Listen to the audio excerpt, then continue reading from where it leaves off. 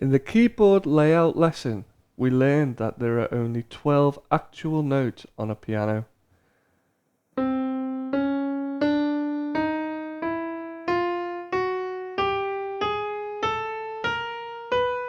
So that's 1, 2, 3, 4, 5, 6, 7, 8, 9, 10, 11, 12.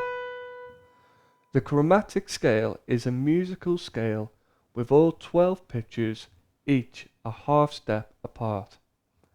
To play the chromatic scale, simply start on any note and play up or down in half steps. For example, start on the note A. Now go up the piano in half steps to the A an octave above and then come back down. 1, 2, 3, 4, 5, 6, 7, 8, 9, 10, 11, 12.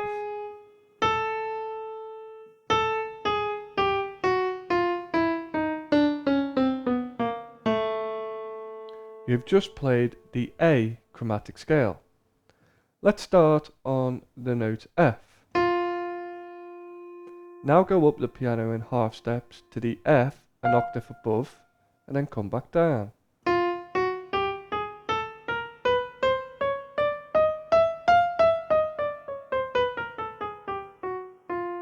You've just played the F chromatic scale.